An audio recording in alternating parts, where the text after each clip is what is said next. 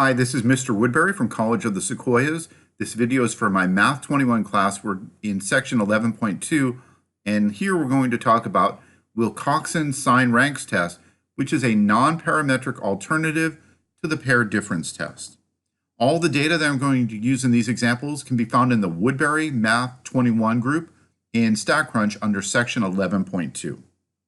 If any of the conditions for the paired difference test fail, we can perform the test by using the Wilcoxon sign ranks test. This is what we call a non-parametric test. Remember that the conditions were the differences were normally distributed and the differences had no outliers and that the sample size was no more than 5% of the population size. The first two conditions can be ignored if the sample size is 30 or above. Okay, let's talk about the changes for this test.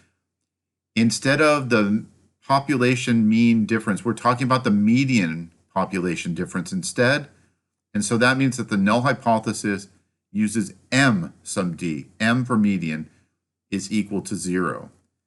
H1 will compare the same two quantities, MD versus 0. The sign depends on which way you subtract and the wording of the claim. No change for step 2. In step 3, we'll write Wilcoxon sign ranks. In step 4, in StatCrunch, we use stat, non-parametrics, Wilcoxon sign ranks. When you're there, click the button for paired. Select the columns for sample 1 and sample 2, just like we did for the paired difference test. Leave the value in the null hypothesis as 0, again, just like the paired difference test. Pick the right sign for the H1 and click compute. Here's our first example. In a study of a new wonder diet, a sample of 10 patients was taken. Here are their weights before and after. Just caught a typo there. THEIR, their weights before and after. So the first weight of 219 and 196, these are both for the same person. So these data are paired. Test at the 0.01 level of significance the claim that this diet is effective. In other words, that the diet will reduce the weight of a person. That means that their weight before should be greater than their weight after.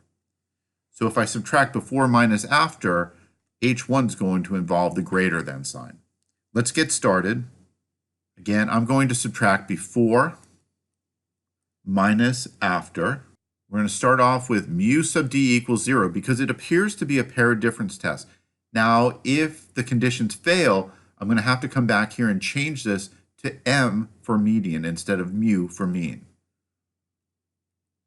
For H sub 1, since the before weights should be greater than the after weights, those differences should be positive. Mu sub d is greater than 0.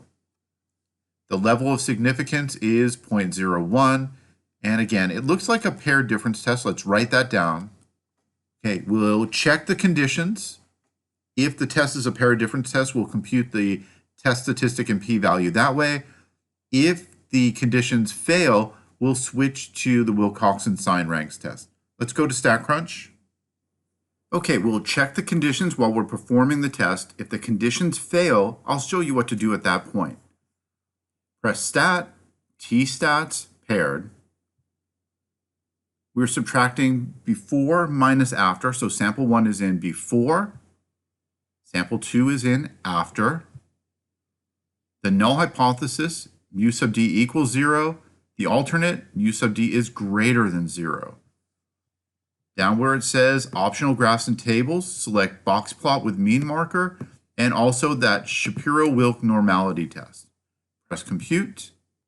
Notice under Shapiro-Wilk, it lists a p-value that's less than 0.05. That means that the data are not normally distributed. That means the conditions fail. In addition to that, if we take a look at the box plot, notice that there's an outlier. Again, we cannot perform this as a paired difference test, so instead we'll switch to the non-parametric alternative, the Wilcoxon sign ranks test. Press stat, non-parametrics, Wilcoxon sign ranks. Select paired, Sample 1, again, is going to be before. Sample 2 is after. In the null hypothesis, we leave the value as 0, but for the alternate, we're going to switch that out to greater than 0. Click Compute, and here's our p-value, 0.0121. Okay, so the conditions failed. Here are the changes we need to make. The null hypothesis will now be m sub d equals 0 because it's a median test. The h1 will be m sub d is greater than 0, changing out from mu. Level of significance is okay. Step 3, the name of the test now, we'll write Wilcoxon instead. For the calculations, we need a p-value, and that p-value was 0.0121. That is not less than the level of significance. So we fail to reject the null hypothesis. That means that there is not sufficient evidence to support H sub 1. In other words, there's not sufficient evidence to conclude that the diet is effective, that the weights before are greater than the weights after. Example 4. Here are the scores of 12 randomly selected students on the SAT exam, combined math and English, on their first and second attempt at the exam. At the 0.05 level, test the claim that scores improve from the first attempt to the second attempt. We have paired samples here because we have two sets of scores for each student, their first score and their second score. And if we subtract the first score minus the second score, what sign should these differences have in general? Well, if they improve from the first to the second attempt, that means that the first attempt will be lower than the second. Subtracting a smaller number minus a larger number, these differences should be negative. Let's go ahead and write this up. Again, I'm going to subtract first minus second for D. The null hypothesis is mu sub D equals 0. H sub 1 is mu sub D is less than 0 because the first scores should be lower than the second. The level of significance was 0.05, and it looks like a paired difference test. We're going to go to StatCrunch. If the conditions are met, we'll do this as a paired difference test. If the conditions fail, we're going to switch to the Wilcoxon sign ranks test, and we'll make some changes when we come back. Let's go to StatCrunch.